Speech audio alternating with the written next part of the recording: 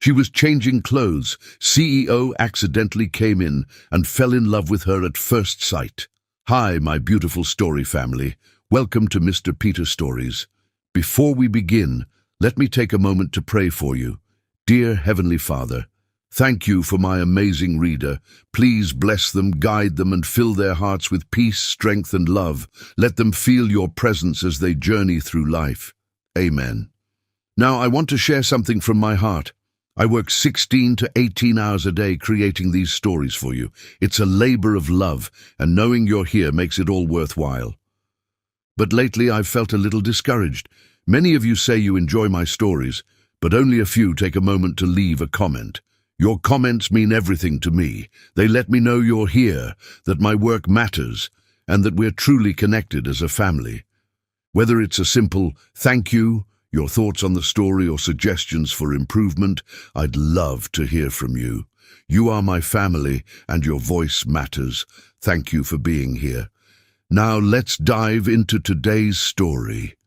The morning sun streamed through the floor-to-ceiling windows of Sterling Industries' executive floor, casting long shadows across the pristine marble floors. For Alitzel Blessing, this should have been a day of triumph. Her first day as the newly appointed junior marketing coordinator. Instead, she found herself ducking into what she thought was an unused conference room, her silk blouse stained with coffee and her cheeks burning with embarrassment. The prestigious Sterling Industries occupied the top 10 floors of Manhattan's most iconic skyscraper, and Alitzel had spent weeks preparing for this moment. She'd chosen her outfit with meticulous care. A cream silk blouse that had cost a month's rent, a pencil skirt that whispered sophistication, and heels that made her feel invincible. But fate, it seemed, had other plans. The morning had started perfectly. She'd arrived early, her portfolio tucked under her arm, her long dark hair falling in soft waves around her shoulders. The security guard had smiled warmly as he handed her the temporary access card, and the elevator had whisked her up to the 45th floor without a single stop. Then came the coffee cart incident. She'd been waiting patiently in line at the building's exclusive coffee shop, mentally rehearsing her introduction to her new team, when a harried intern had backed into her, sending a full cup of scalding caramel macchiato cascading down her front. The intern's horrified apologies still rang in her ears as she'd fled, clutching her emergency backup blouse. Thank goodness for her mother's insistence on always being prepared. Now, standing in what she assumed was a private conference room, Alitzel tried to calm her racing heart. The room was impressive, with its mahogany table and leather chairs, but most importantly, it appeared empty. A large mirror hung on one wall, probably for practicing presentations, she thought, and it would have to serve as her makeshift dressing room. Her fingers trembled slightly as she unbuttoned the ruined blouse. The coffee hadn't burned her, thank goodness, but the silk was definitely beyond salvation. She'd just slipped it off her shoulders, standing in her delicate lace camisole, when the impossible happened. The door opened. Time seemed to slow down as Alitzel watched in horror through the mirror's reflection. A man stood in the doorway, tall and imposing, in a perfectly tailored charcoal suit. Their eyes met in the mirror, and for a moment, neither moved. She noticed, absurdly, that his eyes were an unusual shade of grey, like storm clouds gathering on the horizon. "Get out!" she shrieked, grabbing her backup blouse and holding it against her chest. Her voice echoed off the room's expensive wallpaper, sharp with panic and indignation. But he didn't move. Instead, he stood there, one hand still on the door handle, looking at her with an expression she couldn't quite read. Was that amusement flickering in those grey eyes? The thought only fueled her anger. "I'm so sorry, he began, his voice deep and rich, with an accent that hinted at European education. But Alitzel wasn't interested in apologies or explanations. Her hand found the nearest object, a heavy crystal stapler, and she hurled it at him with surprising accuracy. He ducked, the stapler missing his head by inches and crashing into the doorframe behind him. Rather than looking angry, a smile played at the corners of his mouth, transforming his aristocratic features into something altogether more dangerous. The smile made him look younger, more approachable, and infinitely more handsome, observations that only increased Alitzel's mortification. "If you don't leave right this second," she threatened, reaching for a hole punch this time, "I swear I'll—" "This is my private conference room," he interrupted, still maddeningly calm. He made no move to leave, though he did take a prudent step back from the door, though I have to say it's never been quite this interesting before. Alitzel felt the blood drain from her face. His private conference room? The pieces started falling into place. The more luxurious furniture, the original artwork on the walls, the spectacular view of Central Park. This wasn't just any conference room, this had to be part of the executive suite. I thought, she stammered, her earlier bravado deserting her. The hole punch slipped from her nerveless fingers, thudding softly into the plush carpet. "Clearly," he said, and now he was definitely smiling, his eyes crinkling at the corners in a way that transformed his whole face.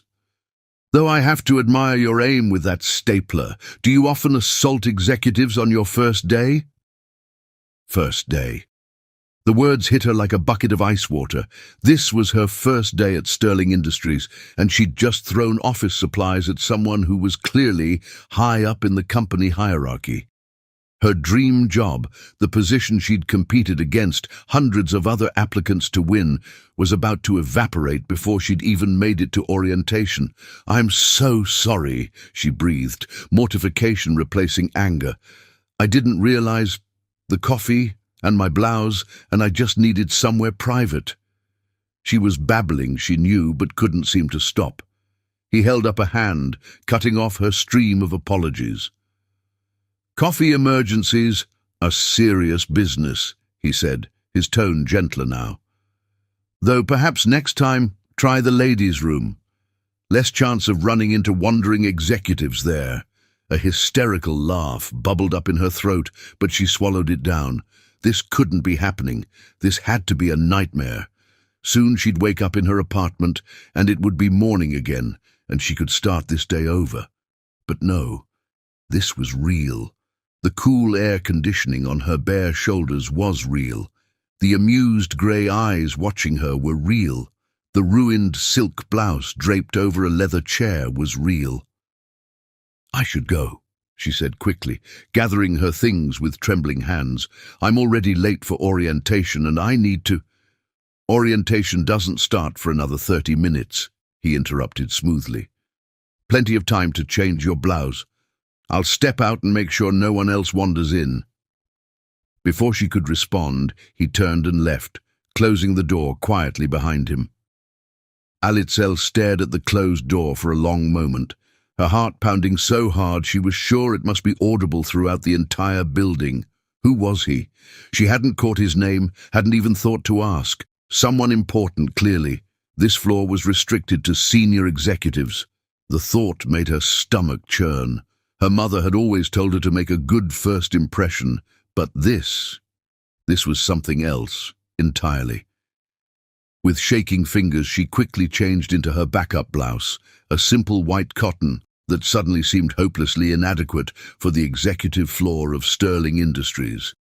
She smoothed her hair, checked her makeup for any signs of distress, and tried to gather the tattered remains of her dignity.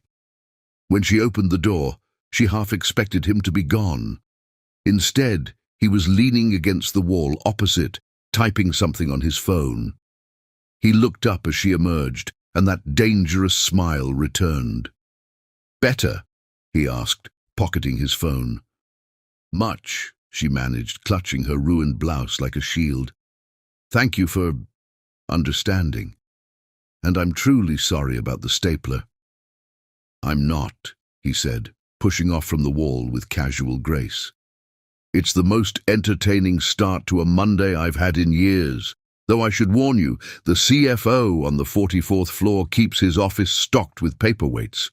Much more effective than staplers if you're planning on making this a habit. Despite herself, Alitzel felt her lips twitch. There was something about him, a warmth behind the expensive suit and prestigious position, a playfulness in those storm-grey eyes that made it hard to maintain her embarrassment. "I'll keep that in mind," she said, surprised to find herself actually smiling, "though I'm hoping to avoid any more impromptu weapon selections during my time here." "Pity," he murmured, and something in his tone made her cheeks warm again, for entirely different reasons this time.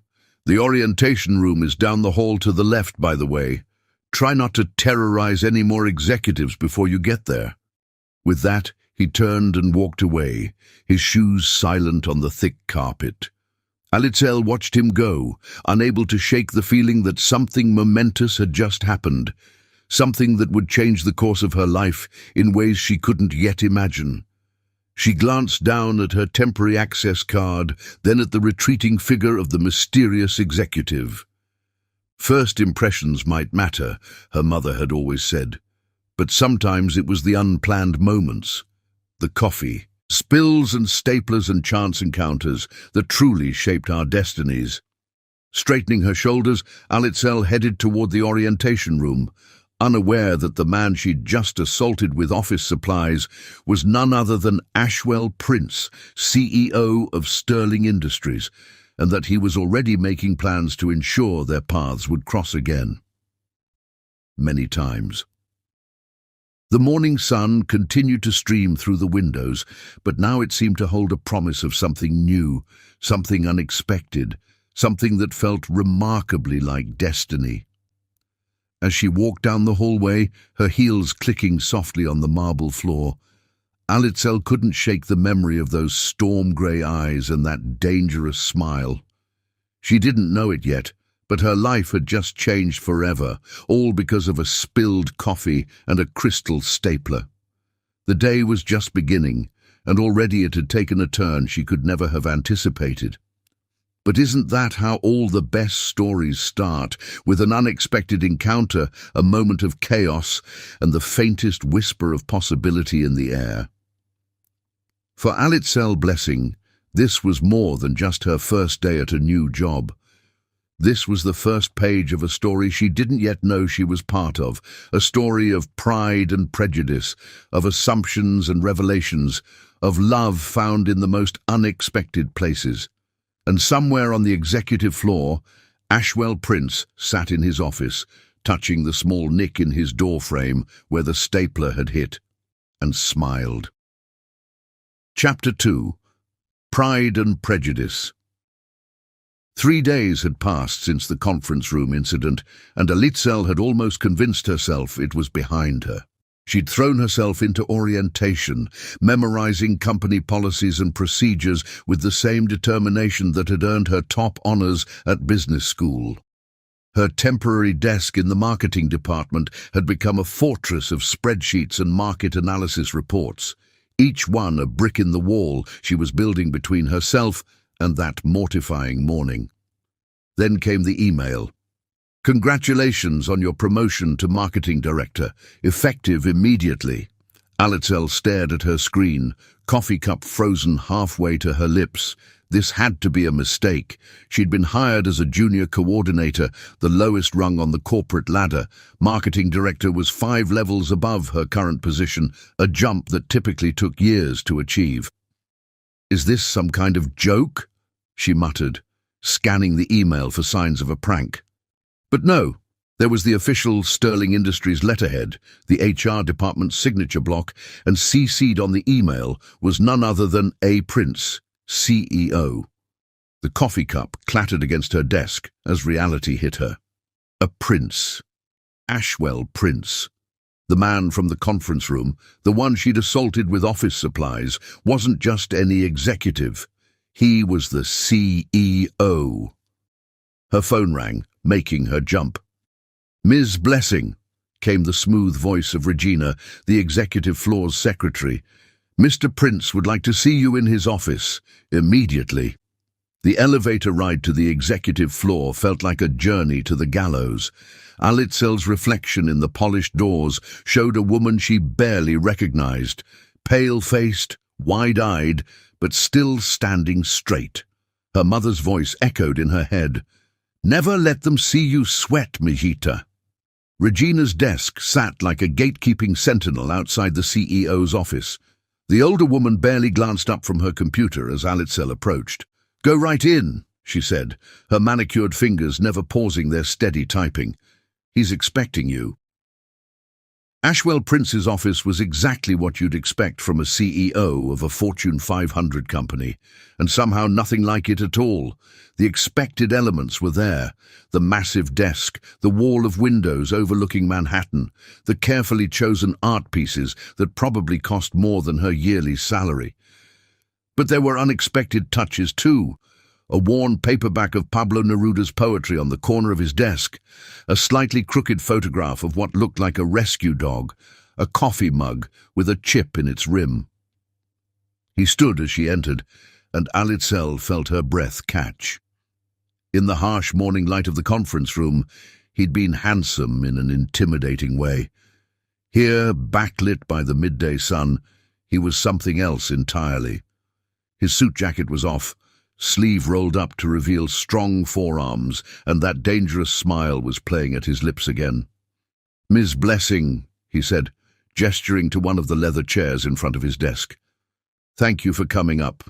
No weapons on you today, I hope." "Mr. Prince," she managed, her voice steadier than she felt. "About that email." "Ah, yes, your promotion." He sat back down, leaning forward slightly. "Is there a problem?" "A problem?" She almost laughed. "Sir, I've been here for 3 days. I was hired as a junior coordinator. This has to be a mistake." "I don't make mistakes, Ms. Blessing." His grey eyes held hers, challenging. "I've reviewed your work from the past 3 days. 15 pages of analysis on our current market position, 3 proposals for revamping our social media strategy, and a rather brilliant critique of our latest advertising campaign. Tell me, do you always work until midnight on your first week?" Alitzel felt her cheeks warm. She'd hoped no one had noticed her late hours. "I like to be thorough." "You like to be exceptional," he corrected. "Your resume was impressive enough. Top of your class at Columbia Business School, innovative thesis on digital marketing transformation, glowing recommendations, but it's what you've done in just 3 days that caught my attention." "So this isn't about—" She gestured vaguely, meaning the conference room incident. His smile widened slightly. "You think I'm promoting you because you threw a stapler at me? I'm not quite that masochistic, Ms. Blessing. Though I have to admit, your spirit that morning was refreshing." Something in his tone made her skin tingle. She shifted in her chair, trying to maintain her professional composure. "It's too big a jump," she said firmly. "People will talk." "People always talk." He waved a hand dismissively. "Let them. Sterling Industries didn't become what it is by following conventional wisdom. We see talent. We nurture it. You have exceptional potential, Ms. Blessing. The only question is, are you brave enough to prove me right?" It was a challenge, wrapped in a compliment, delivered with that same enigmatic smile that had been haunting her thoughts for 3 days. Alitzel felt something spark inside her.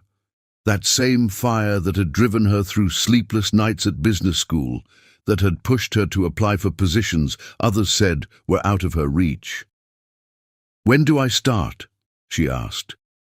His smile turned triumphant. "You already have. Your new office is being prepared on this floor. You'll be working directly with me on our global marketing strategy." Working directly with him. The word sent a shiver down her spine, equal parts excitement and trepidation. "And if I fail?" "You won't." The certainty in his voice was almost hypnotic. "But if you're worried about nepotism accusations, don't be. This promotion comes with a 6-month probationary period. Prove yourself and the position becomes permanent. Fall short and you'll return to your original role. Fair enough? It was more than fair, and they both knew it. This was an opportunity beyond her wildest dreams, handed to her on a silver platter. The rational part of her brain screamed that it was too good to be true, that there had to be a catch. But looking into those storm-grey eyes, Alitzel felt something else, a certainty that matched his own. She could do this. She would do this. "I accept," she said, holding out her hand. He took it, his grip firm and warm. The touch sent electricity racing up her arm, and she quickly pulled away. If he noticed her reaction, he didn't show it. "Excellent. Regina will show you to your new office. We have a board meeting at 2. I'd like you to present your social media strategy proposals." "Today?" Alitzel's eyes widened. "But I haven't prepared."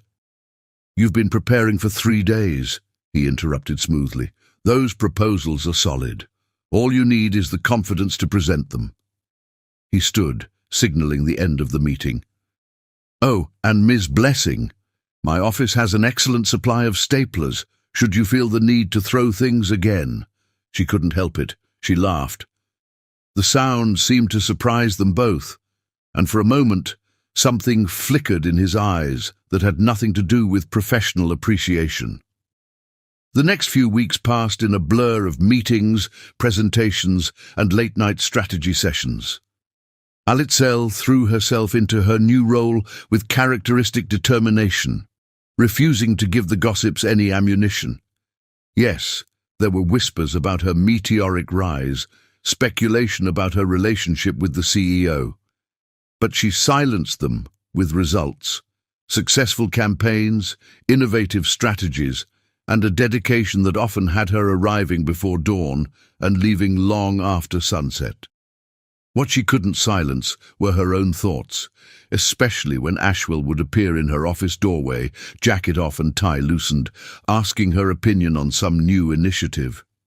He had a habit of perching on the edge of her desk, too close for comfort, his cologne teasing her senses as they pored over reports together. "Ms. Blessing, about the quarterly report," became his favourite opening line. Though they both knew the reports were always impeccable, sometimes he'd bring coffee, her exact order, though she never remembered telling him how she took it. Sometimes he'd arrive with takeout when she worked late, claiming he'd accidentally ordered too much. She tried to maintain professional distance, to remind herself that he was her boss, that this opportunity was too precious to risk. But there were moments, catching him watching her, during meetings, the way his hand would brush hers when passing documents, the long conversations that strayed far from business into literature, art, dreams, that made her heart betray her with its quickened pace. For his part, Ashwell found himself inventing more and more reasons to seek her out. Her office became his favourite detour, her insights his most valued counsel. He told himself it was purely professional appreciation. She was brilliant, dedicated, exactly what Sterling Industries needed. But then she'd laugh at one of his terrible jokes, or bite her lip in concentration while reviewing a proposal, or tuck that stubborn strand of hair behind her ear, and he'd forget every rational argument he'd made to himself about professional boundaries. The tension between them grew, subtle but undeniable. Every meeting became a dance of almost touches and lingering glances. Every late-night working session felt charged with unspoken possibilities.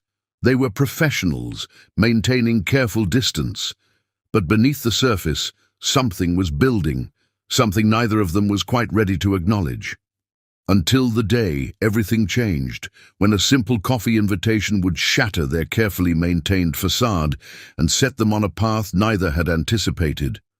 But that was still to come, and for now they maintained their delicate balance of attraction and denial, each pretending not to notice how the other's presence made the world shift ever so slightly on its axis.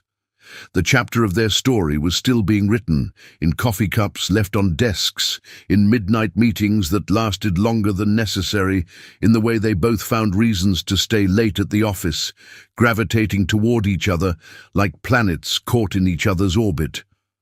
Pride kept them apart, but something stronger was drawing them together, one stolen glance at a time. Chapter 3. Breaking Down Walls, just to discuss the Henderson account. Alitzel repeated these words to herself like a mantra as she stood in front of Sterling Industries on a crisp Saturday morning. She'd spent an hour choosing her outfit, a casual cream sweater and dark jeans that looked effortlessly elegant while hiding how much thought she'd put into appearing effortlessly elegant.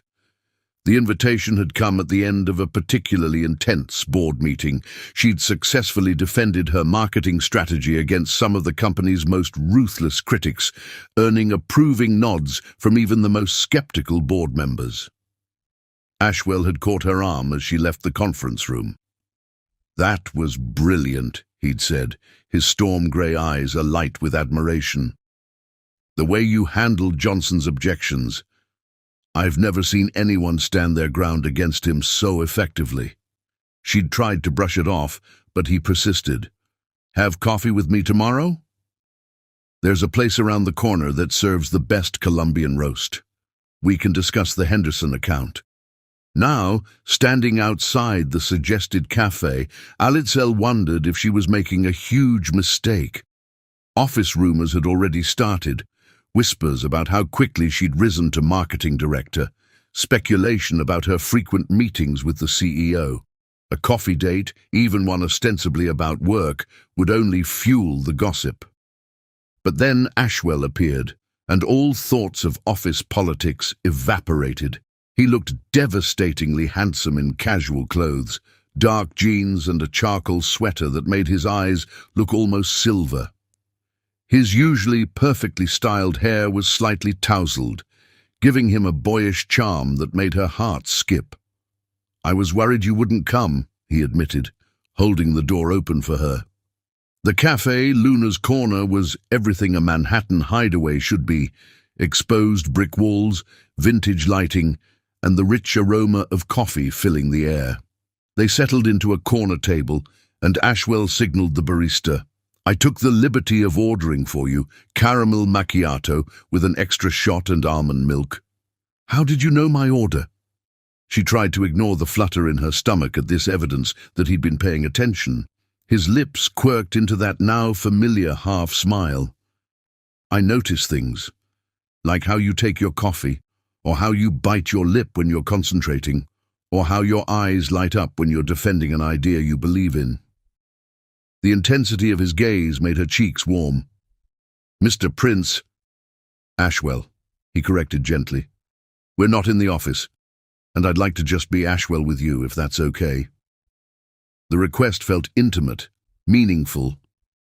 "Ashwell," she tested the name, watching his eyes darken slightly as it left her lips. "The Henderson account. Actually," he looked slightly sheepish, "I have a confession. The Henderson account is doing fine.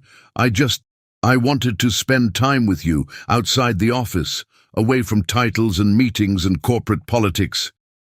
The admission hung between them, heavy with possibility. Alitzel knew she should leave, maintain professional boundaries, protect the career she'd worked so hard to build.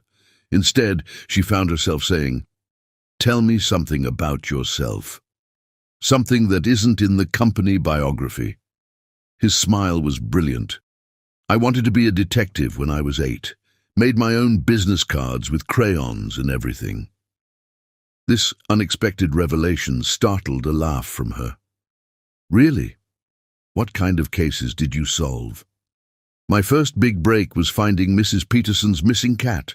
Turned out it was just sleeping in her garage the whole time, but she paid me in chocolate chip cookies, so I considered it a success."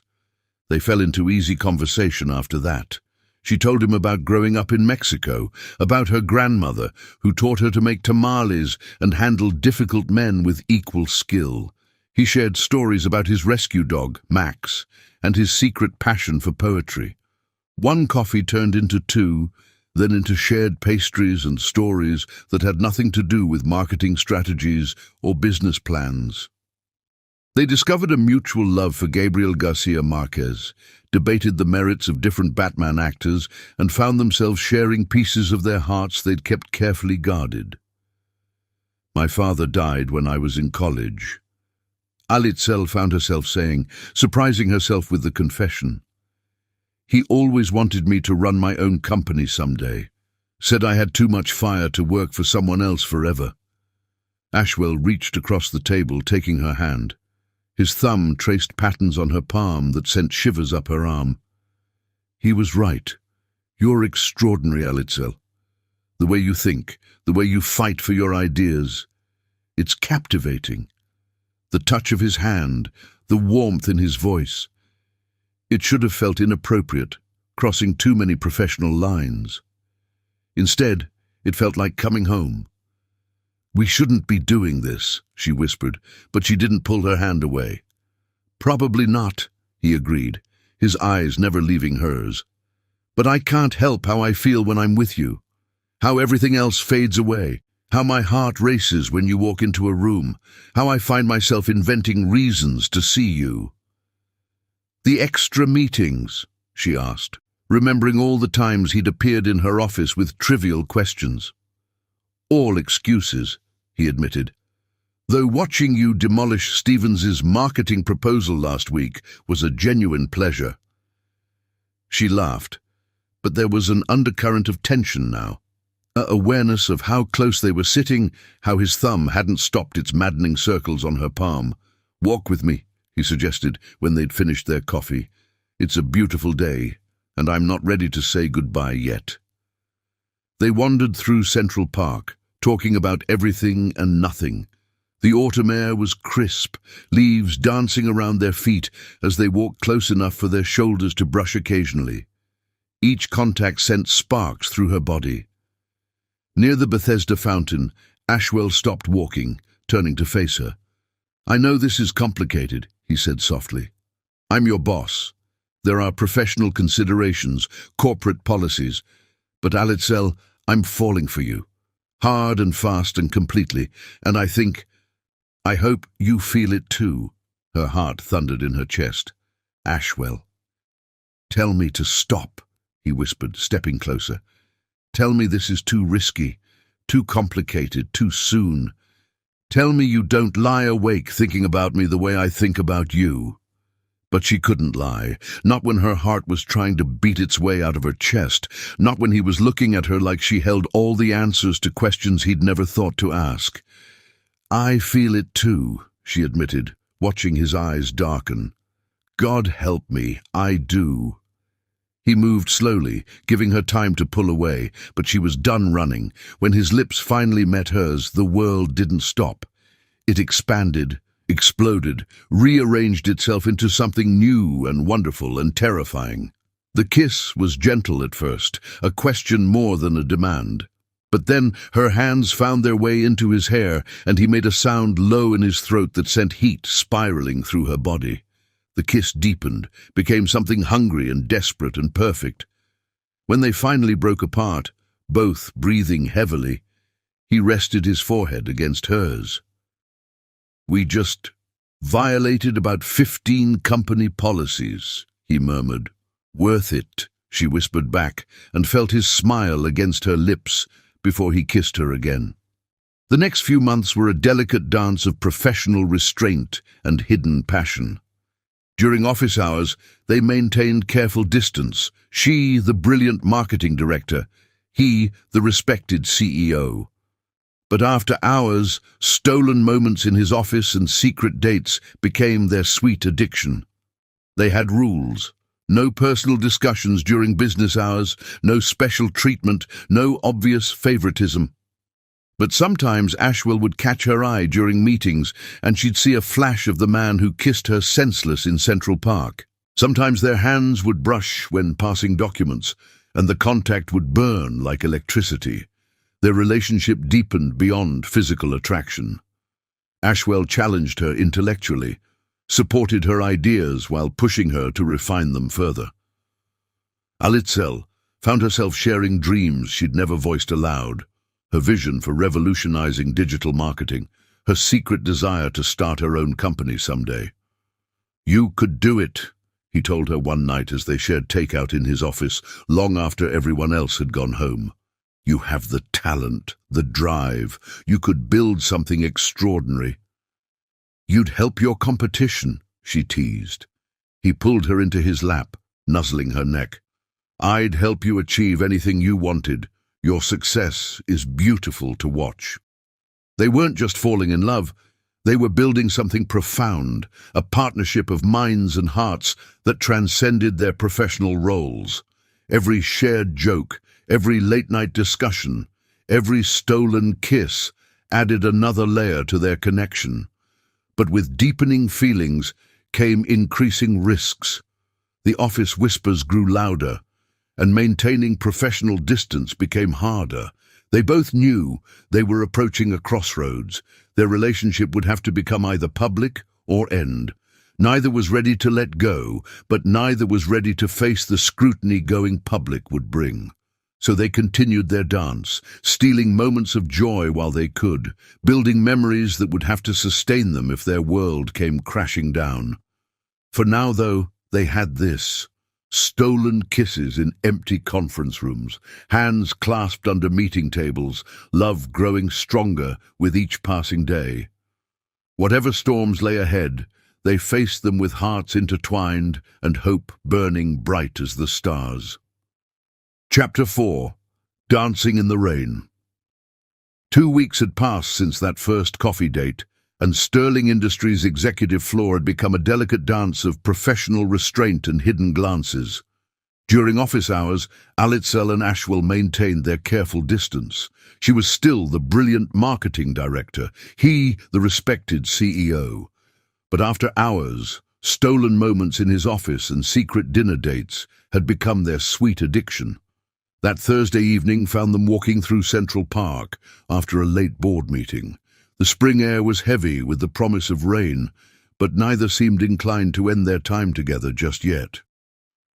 "I still can't believe you prefer modern literature to the classics," Ashwell said, his hand brushing against hers as they walked. The contact, though brief, sent shivers through her body.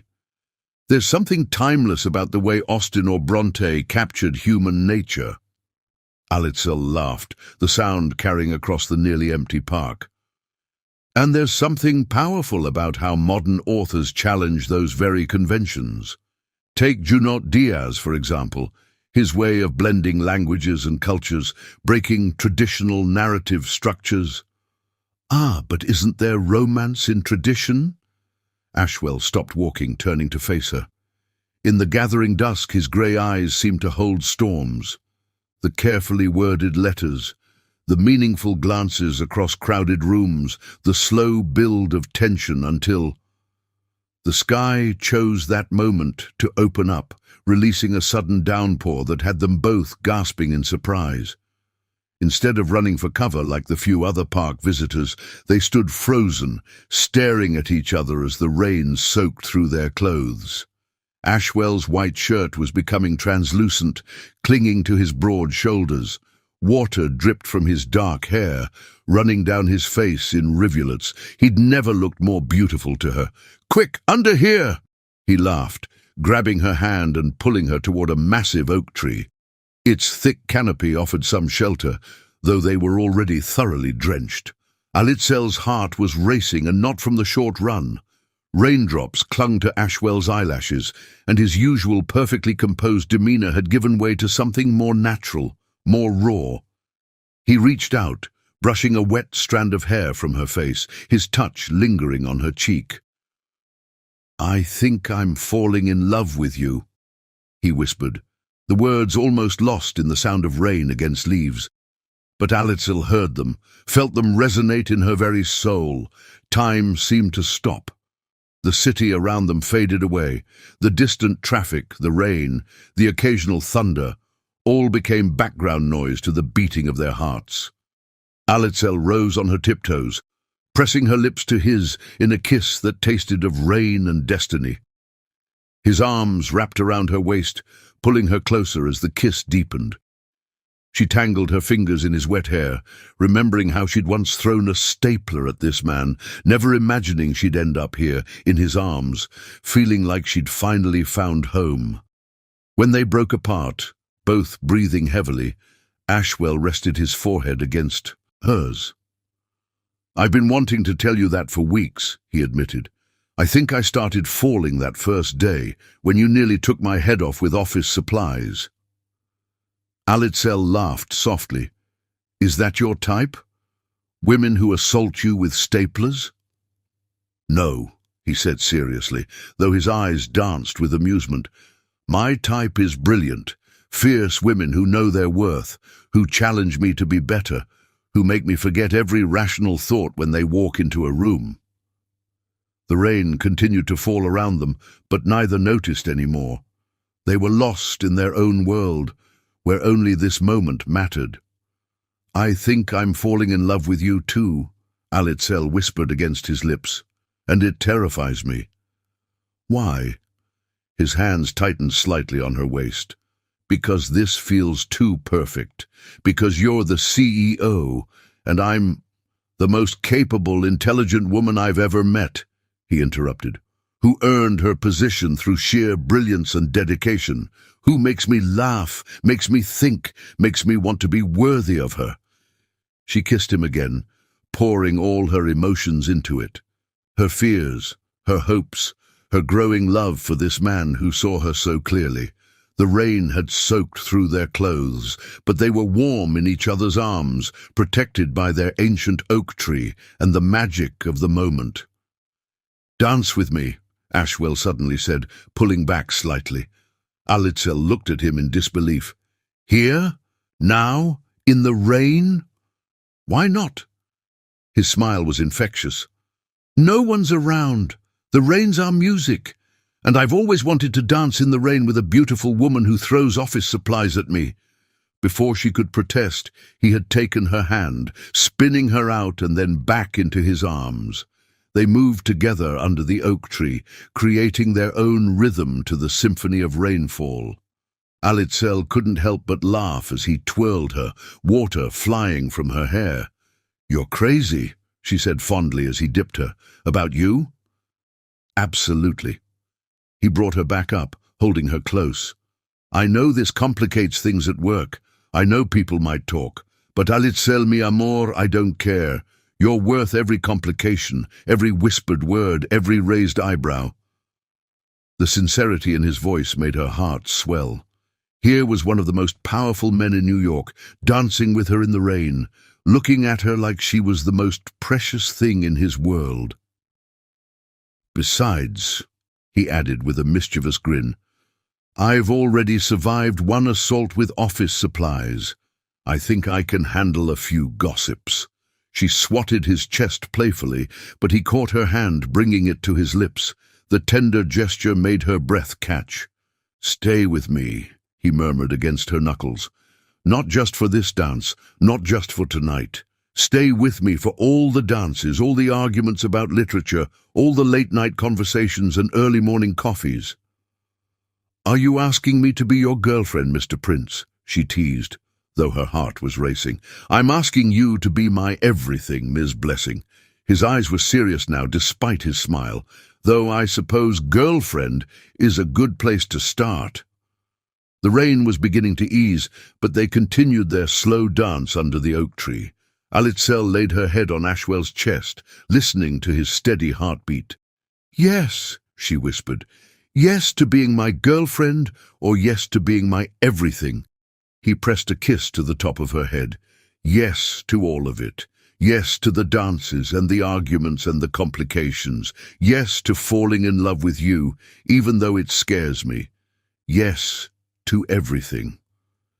He tilted her chin up, kissing her with a tenderness that made her toes curl. When they finally parted, both were smiling like love-struck teenagers. "We should probably get out of these wet clothes," Alitzel said, suddenly aware of how thoroughly soaked they were. "My apartment's closer," Ashwell offered, then quickly added, "I have dry clothes you can borrow. No pressure, just—" She silenced him with another kiss. "Lead the way, Mr. CEO." They walked hand in hand through the now gentle rain, neither caring about the curious glances from passers-by. They were in love, they were together, and for now that was all that mattered.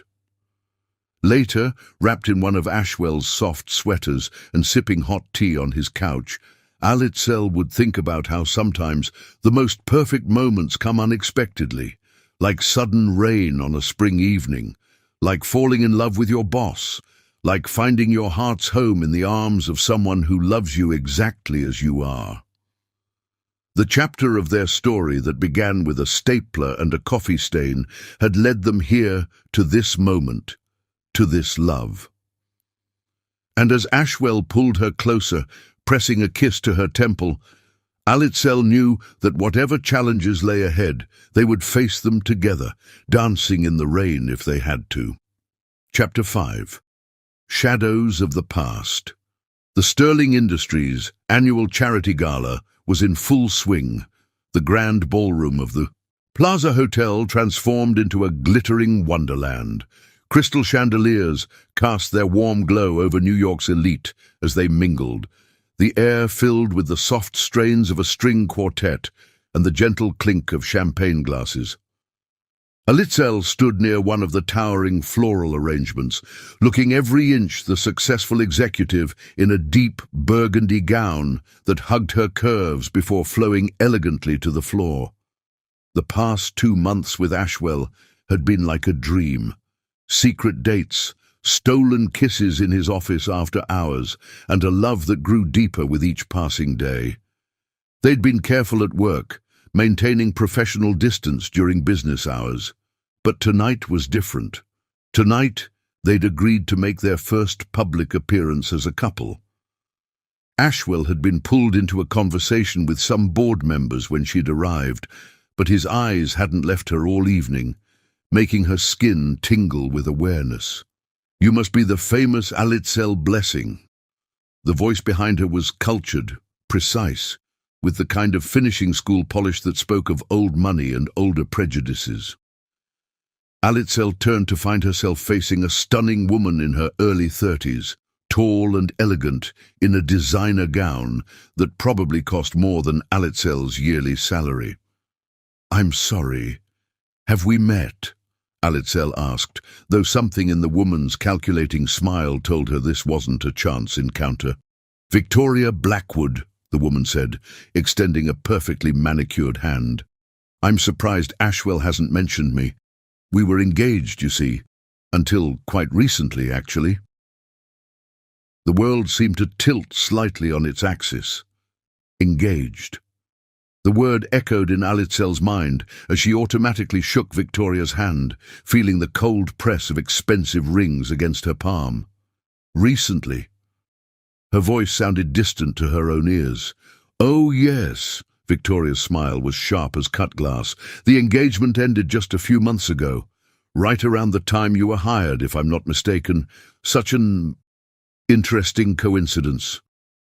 Before Alitzel could respond, Victoria pulled her phone from her clutch, scrolling through it with practiced nonchalance. "You know, it's quite fascinating how history repeats itself. Did you know you're not the first employee Ashwell has taken a special interest in?" She turned the phone toward Alitzel, showing her a newspaper article dated 3 years ago. The headline made her stomach drop. "Sterling Industries CEO in sexual harassment scandal. Former employee claims coercion." "That's not possible," Alitzel said, but her voice lacked conviction. "Ashwell would never—" "Oh, darling." Victoria's laugh was like breaking glass. "You don't really think you're special, do you? This is what he does. Finds ambitious young women, promotes them rapidly, makes them feel chosen. Then when he's bored—" She made a dismissive gesture. "Well, let's just say your impressive rise to marketing director might look rather different in hindsight. You're lying." But even as she said it, doubts began to creep in. The sudden promotion, the coffee dates, the way he'd pursued her despite the professional complications. "Am I?" Victoria arched a perfect eyebrow. "Ask him about Singapore, 2019. Ask him about the board meeting where he promised to make Sarah Chen VP of Operations, right before she mysteriously resigned. Ask him about the settlement payments that don't appear in the company's public records. Alitzel's hands were trembling now. She set her champagne glass down before she could drop it. Why are you telling me this? Consider it a friendly warning from someone who's been where you are? Victoria's voice dripped with false sympathy. Ashwell Prince is charming, passionate, and utterly incapable of fidelity, whether to his fiancée or his ethics. I'd hate to see another bright young woman's career destroyed by his appetites. As if summoned by his name, Ashwell appeared through the crowd. He froze when he saw them together, his face draining of color. "Victoria," he said, his voice tight. "I wasn't aware you were in New York." "Surprise," Victoria purred, leaning in to kiss his cheek. The gesture was possessive, marking territory. "I was just getting to know your latest protégé." The way she said the word made it sound dirty, making Alitzel's cheeks burn with shame. She looked at Ashwell, silently begging him to deny everything, to explain, but he seemed unable to meet her eyes. "Alitzel," he started, reaching for her, but she stepped back. "You never told me about her," she said quietly, "about any of it. Because it's not what you think." "What should I think, Ashwell?" Her voice was stronger now, anger replacing hurt. "About your ex-fiancée? About Sarah Chen? About Singapore?" He paled further at the mentions, confirming Victoria's words more effectively than any explanation could have. "I can explain everything, but not here. Not like this." "No," Alitzel said, gathering her dignity around her like armor. "I think here is perfect. After all, isn't this where you usually conduct your business, making promises to ambitious young women, making them feel special until—" "That's not fair," he protested, but she was already turning away. "Miss Blessing," Victoria called after her, that sharp smile still in place, "do give some thought to what we discussed. About those settlement papers." Alitzel didn't stop, didn't look back. She moved through the crowd with practiced grace, accepting her coat from the attendant with steady hands. It wasn't until she was in the taxi that she allowed the first tear to fall. The city lights blurred as she headed home, her mind racing. Every moment with Ashwell, every touch, every kiss. Had it all been a carefully orchestrated seduction, part of a pattern she'd been too blind to see? Her phone buzzed repeatedly, Ashwell calling, then texting, "Please let me explain. It's not what you think. Victoria is lying. I love you." She turned the phone off. In her apartment, she kicked off her heels and went straight to her laptop. Her hands shook as she typed Ashwell Prince scandal into the search bar. The results made her feel sick. There it was, the article Victoria had shown her, along with others. Rumors of inappropriate relationships with employees, whispered accusations of favoritism, sudden resignations followed by generous severance packages. The headlines painted a damning picture. Sterling Industries faces multiple harassment claims. Rising star Sarah Chen leaves. Sterling under cloud of scandal. Prince empire built on broken promises. Some had been buried by Sterling's PR team, others dismissed as baseless accusations. But the pattern was clear, and suddenly Alitzel's own story seemed to fit perfectly into it. The chance meeting, the rapid promotion, the whirlwind romance. She spent the night reading, investigating, putting together pieces of a puzzle she'd never known existed.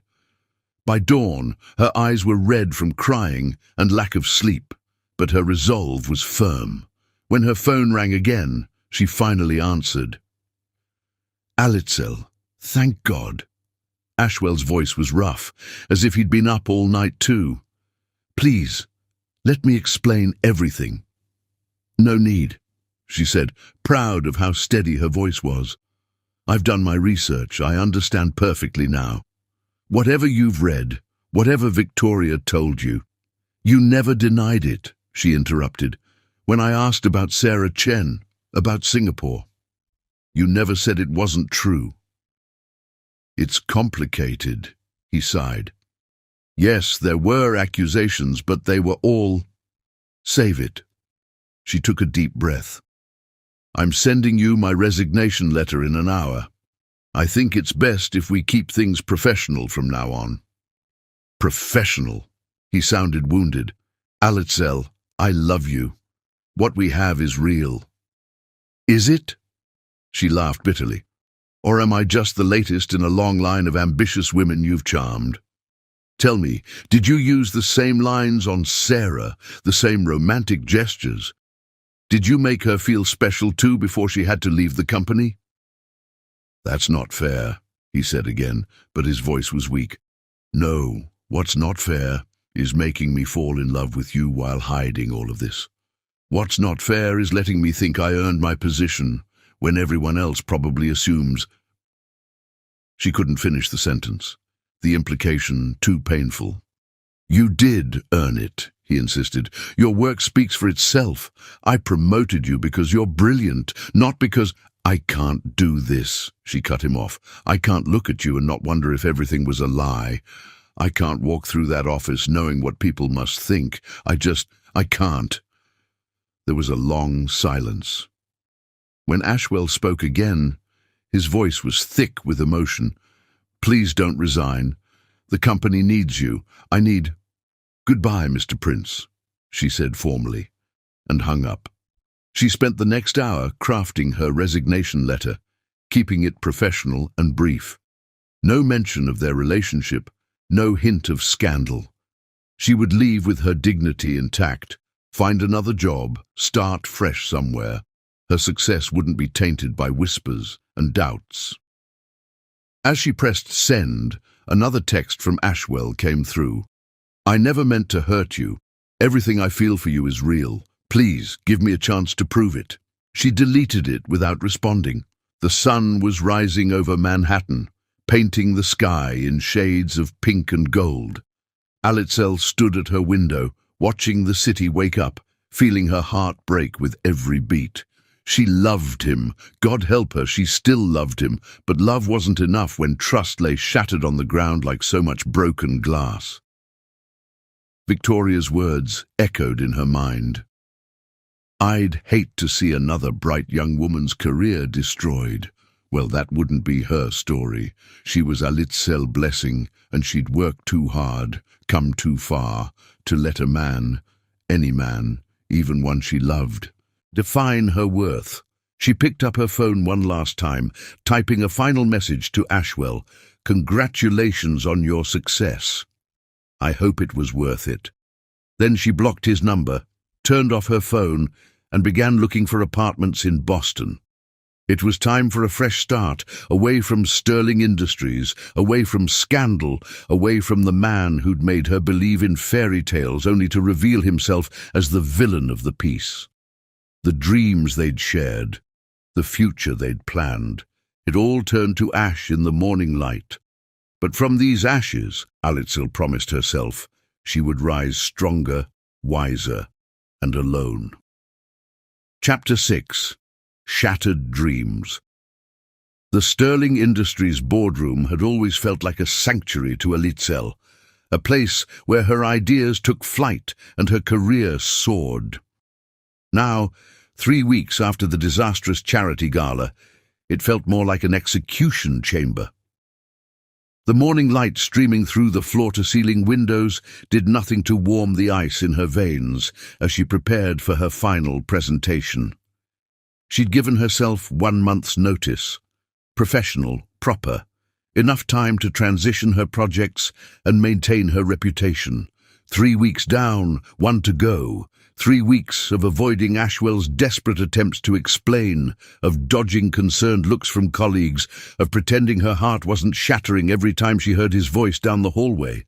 Today's board meeting was supposed to be her triumph. The marketing strategy she'd spent months developing was revolutionary, a complete digital transformation that would position Sterling Industries at the forefront of their industry for the next decade.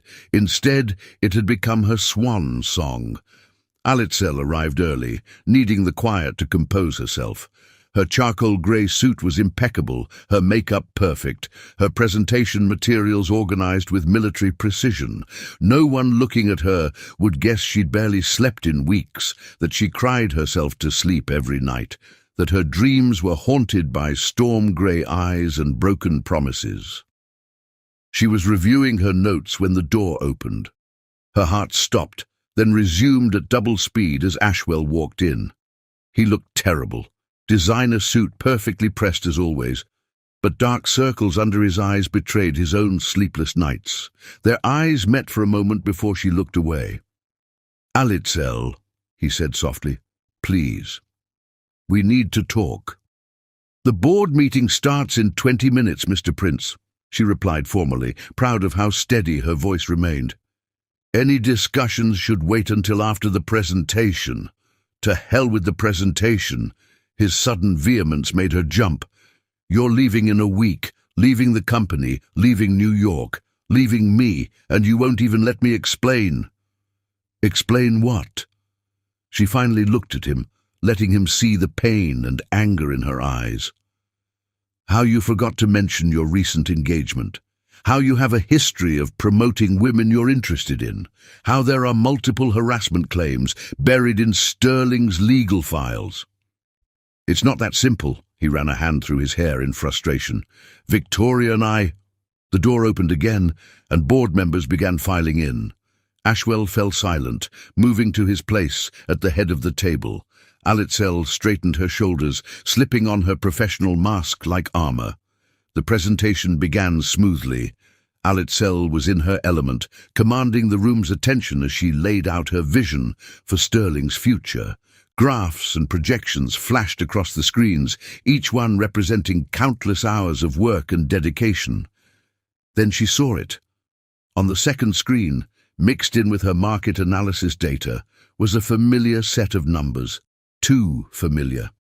Her blood ran cold as she recognized portions of her strategy, ideas she'd developed months ago but hadn't yet presented, already implemented in Sterling's Asian markets. "As you can see," she continued automatically, her mind racing, "the projected growth in digital engagement." But she wasn't really seeing the slides anymore. She was seeing late nights in Ashwell's office, discussing her ideas over takeout. She was remembering how interested he'd been in her preliminary research, how he'd asked such specific questions about her implementation plans. How many of their intimate conversations had been mining sessions for her intellectual property. The revelation hit her like a physical blow. She faltered mid-sentence, her vision blurring slightly. When she looked at Ashwell, she found him staring at her with a mixture of guilt and desperation. He knew, he'd known all along. Somehow she made it through the rest of the presentation. The board members were enthusiastic, praising her vision while being completely unaware that parts of it were already in motion on the other side of the world. "Impressive work, Miss Blessing," one of the directors said, "though some elements seem to align remarkably well with our recent Asian initiatives." "Yes," she said, her voice arctic, "remarkable indeed." As the board members filed out, Ashwell tried to approach her again. "Alitzel, I can explain—" "Explain!" She laughed, the sound sharp and brittle. "Explain how you stole my ideas, how you used our relationship to access my work before it was ready for presentation? Or should we discuss how many other women's innovations you've appropriated?" "It wasn't like that." His face was anguished. "The Asian markets needed immediate implementation. Your strategy was brilliant, and I knew you'd understand." "Understand?" She was trembling now with rage or heartbreak or both. "Understand that while I was falling in love with you, you were using me? That every late-night discussion, every shared moment when I thought we were building something real, you were just—" "What?" "Gathering intelligence." "No!" He reached for her, but she stepped back. "Everything between us was real. Yes, I used some of your ideas, because they were brilliant, because they would work, because I'm in awe of your mind, but I never meant to hurt you. The road to hell," she said quietly, is paved with men's good intentions. She gathered her materials with shaking hands. The presentation that should have been her crowning achievement now felt tainted, corrupted by betrayal. "I'm not just accepting another job offer," she said, not looking at him. "I'm starting my own consulting firm in Boston, away from here, away from you, away from everything that makes me doubt myself. Alitzel, please, I've already spoken with legal about my intellectual property rights." She finally met his eyes, letting him see the full extent of her pain and determination. "Any further use of my strategies will result in immediate legal action. I suggest you find a way to explain to the board why the Asian initiatives will need to be restructured." His face went pale. "You'd sue Sterling Industries?" "No, Ashwell," she said softly. "I'd sue you, personally, for theft of intellectual property and breach of trust. How do you think that would look in the papers? Another scandal involving the CEO and a female employee." The words hit him like physical blows. She watched him struggle for words, seeing the moment he realized just how completely he'd destroyed what they had. "I love you," he said finally, his voice breaking. "No," she replied, gathering the last shreds of her dignity. "You loved what you could take from me, my ideas, my trust, my heart. Well, congratulations on your success. I hope it was worth it." She left the boardroom with her head high, tears burning behind her eyes, but refusing to fall. The click of her heels on the marble floor echoed like gunshots, each step taking her further from the man she'd loved, the dreams they'd shared, the future they'd planned. In her office, she found a single red rose on her desk, Ashwell's signature gesture. Next to it was a folder containing documentation of all the Asian market implementations, along with a note in his handwriting. "Full credit will be given. I never meant to steal your thunder. Please forgive me." She dropped the rose in the trash and sealed the folder in an envelope for her lawyer. That night, alone in her apartment, Alitzel finally allowed herself to break down. She cried for the love she'd lost, for the trust that had been shattered, for the woman who'd been naive enough to believe in fairy tales. But as the sun rose over Manhattan, painting the sky in shades of possibility, she dried her tears and opened her laptop. She had a new company to build, a new life to create, a new future to forge, one that didn't depend on anyone else's validation or vision. The dreams she'd shared with Ashwell lay shattered around her like broken glass, but from those sharp edges she would build something stronger, something entirely her own. She'd trusted him with her heart and her ideas, and he'd betrayed both. But in doing so, he'd taught her the most valuable lesson of all. The only person she could truly rely on was herself. As she began typing up her business plan, her phone buzzed with a text from Ashwell. "I'll make this right, whatever it takes. I won't lose you." She deleted it without responding. Sometimes, she reflected, the most painful endings lead to the most powerful beginnings. And this was her beginning, not as someone's girlfriend or employee or protégé, but as her own woman, building her own empire from the ashes of betrayed trust and shattered dreams. Tomorrow, she would start looking at office spaces in Boston. Tonight, she would let herself mourn what was lost, but she would not let it break her. After all, she was a Litzel blessing, and she had a destiny to fulfill, with or without Ashwell Prince. Chapter 7. Separate Ways. The Boston skyline glittered through the floor-to-ceiling windows of Alitzel's new office. 2 years had transformed Blessing Digital Consulting from a dream sketched in a coffee shop into a rising star in the digital marketing world. 20 employees now occupied the sleek space in downtown Boston, each one carefully chosen, none aware that their founder's greatest inspiration sat cooing in a portable crib in her private office. Luna, now 18 months old, was arranging blocks with the same focused expression Alitzel had seen countless times on Ashwell's face during board meetings. The similarity made her heart ache, even now. The discovery of her pregnancy had come 2 weeks after leaving New York. She'd been reviewing potential office spaces when the morning sickness hit, though she'd initially blamed it on stress. The positive pregnancy test had sent her world spinning on its axis once again.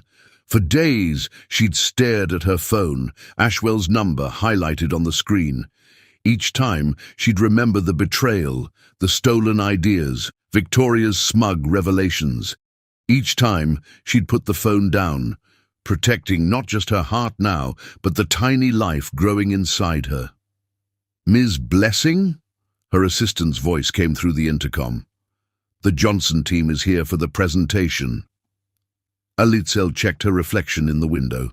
Crisp blazer, elegant slacks, not a hair out of place. No one would guess she'd been up since dawn with a teething toddler. "I'll take Luna to the nursery," her mother offered, appearing in the doorway.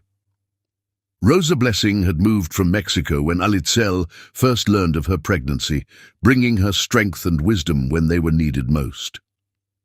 "Gracias, Mama." Alitzel kissed Luna's dark curls before handing her over. "Be good for Abuela, mi Luna." The meeting went perfectly. They always did these days. Alitzel had built her reputation on innovative strategies and flawless execution. Each success felt like vindication, proof that she'd earned her position at Sterling through talent, not Ashwell's favor. But late at night, when Luna slept peacefully in her crib, Alitzel would sometimes allow herself to remember. The way Ashwell's eyes crinkled when he smiled, how he'd bring her coffee during late-night strategy sessions, the sound of his laugh during their secret dates in Central Park. The memories hurt most when Luna did something that echoed her father. The way she'd furrow her brow when concentrating, her analytical approach to everything, those storm-grey eyes that were pure Ashwell. "You should tell him," her mother said one evening, watching Luna methodically sort her toys by color. "He has a right to know his daughter." "He lost that right," Alitzel replied, but the words felt hollow. "Besides, he's probably back with Victoria by now." She tried not to follow Sterling Industries news, but some things were unavoidable in their industry. The company had thrived under Ashwell's leadership, expanding into new markets, innovating in ways that sometimes felt painfully familiar. She wondered if he still used her ideas, if he thought of her when implementing strategies they'd developed together late at night in his office. Luna's first word had been elephant. She'd seen one at the Boston Zoo and wouldn't stop pointing and saying it until Alitzel bought her a stuffed one. Now her collection of elephant toys rivaled the inventory of most gift shops. Like her father, Rosa had commented, always knowing exactly what she wants. The observation had made Alitzel cry that night, remembering how Ashwell had pursued her despite corporate policies and professional risks. He'd known what he wanted too, until Victoria revealed his pattern of pursuing ambitious employees. Building Blessing Digital had been her salvation during the pregnancy. Each client won, each strategy successfully implemented helped rebuild her confidence. She'd started small, working from home during her first trimester, taking video calls positioned carefully to hide her growing belly. By the time Luna was born, the company had 5 employees and a growing reputation. The birth itself had been both beautiful and heartbreaking, a full moon hanging low over Boston Harbor, her mother holding one hand while an empty space seemed to echo where Ashwell should have been. "She has his eyes," the nurse had said, and Alitzel had cried harder. Now, 2 years later, she was living the success her father had always dreamed for her. Blessing Digital was revolutionizing the industry, approaching Sterling Industries' market share in certain sectors. Each achievement felt bittersweet. Pride in her success mingled with regret that she couldn't share it with Ashwell. Luna's second birthday party had been a small affair. Family, close friends and employees who had become like family. Her daughter had charmed everyone, showing off her growing vocabulary and impeccable manners. She'd even given a tiny speech, Thank you for coming to my party. Practiced for days until each word was perfect. Just like her father preparing for board meetings, Alitzel had thought, then pushed the comparison away. The photographs from that day covered one wall of their Boston townhouse, Luna in a princess dress, surrounded by her beloved elephants, blowing out candles with the same determined expression Alitzel had seen on Ashwell's face countless times. One evening, after a particularly successful client meeting, Alitzel found herself opening her laptop to Sterling's website. Ashwell's profile photo hadn't changed. Same compelling grey eyes, same subtle half-smile that used to make her heart race, still did if she was honest with herself. Luna toddled over, pointing at the screen. "Who's that?" The innocent question nearly broke her.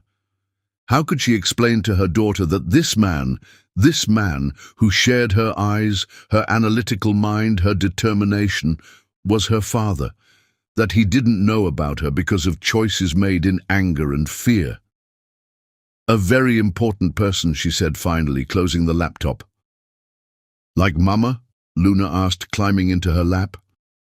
"No, me Luna," Alitzel kissed her daughter's dark curls. "Not as important as you." That night, after Luna was asleep, Alitzel found herself on the balcony of their townhouse, staring at the same moon that had witnessed so many crucial moments in her life. The night she'd first kissed Ashwell in Central Park, the night she'd fled New York with a broken heart, the night Luna was born. Her phone buzzed with a news alert. Sterling Industries announces major East Coast expansion, Boston office to open under CEO's direct supervision. The world seemed to tilt on its axis. Boston was her territory now, her safe haven. The thought of Ashwell here, possibly running into him at industry events, seeing him across crowded rooms at client meetings. But worse was the thought of him seeing Luna. Their daughter had his eyes, his mannerisms, his way of looking at the world. One glance would be enough, he'd know. And then what? Her phone buzzed again. "Looking forward to being neighbors. We have a lot to catch up on." Alitzel blocked the number immediately, but her hands were shaking. She'd worked so hard to build this new life, to protect Luna from the complications of her past. Now it felt like the carefully constructed walls were crumbling. In her bedroom, Luna slept peacefully, one arm wrapped around her favorite elephant, the other flung out in the same way Ashwell used to sleep. The moonlight painted silver patterns on her face, highlighting features that became more like her father's every day. "I'm sorry," Alitzel whispered, though she wasn't sure if she was apologizing to her daughter or to Ashwell. Maybe both. Tomorrow she would need to be strong again. The successful CEO, the devoted mother, the woman who had built an empire from the ashes of betrayal. But tonight she allowed herself to remember, to regret, to wonder what might have been if trust hadn't been broken and lies hadn't driven them apart. The moon continued its journey across the sky, silent witness to another chapter in their story. In her crib, Luna smiled in her sleep, dreaming perhaps of elephants, unaware that her world was about to change forever. Because Ashwell Prince was coming to Boston, and some secrets couldn't stay hidden in a city where memories lurked around every corner and grey eyes held stories yet to be told. Chapter 8. Little Blessings. Luna Blessing came into the world on a night when the full moon hung low and bright over Boston Harbor, its light streaming through the hospital windows like a silver blessing. Alitzel had chosen the name for that moon, so like the one that had witnessed her first kiss with Ashwell in Central Park. Though she'd never tell her daughter that story.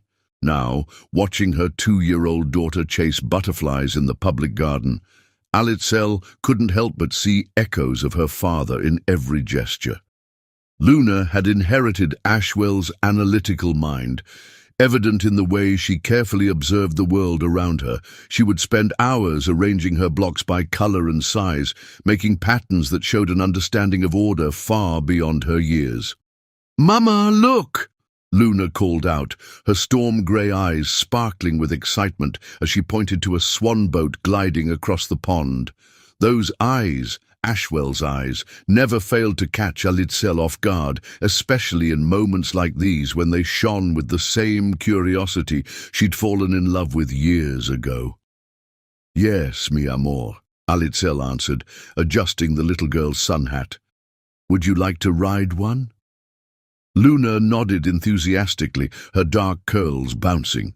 She had Alitzel's hair and smile, but her expressions, the way she tilted her head when considering something new, those were all Ashwell. As they waited in line for the swan boats, Alitzel's phone buzzed. Another email from Ashwell, his third this week. "The Boston office opens next month.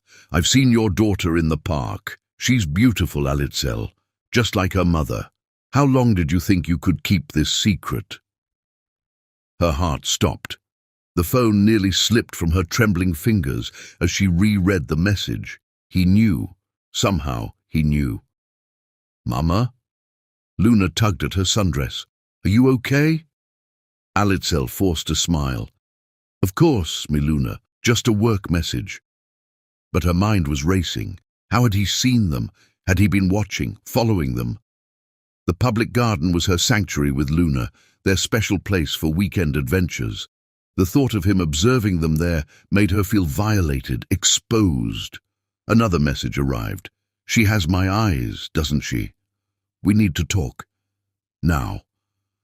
"Lo siento, mi amor," Alitzel said, kneeling to Luna's level. "Mama needs to make an important call.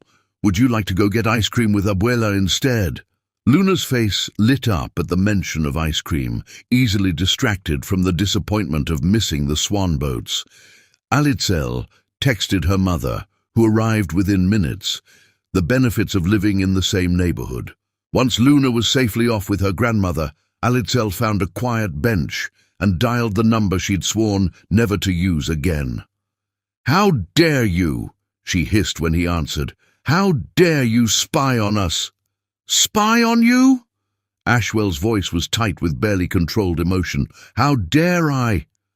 "You've kept my daughter from me for 2 years, Alitzel. 2 years of firsts I'll never get back. First steps, first words, first—" "You lost any right to those moments when you betrayed my trust," she cut him off.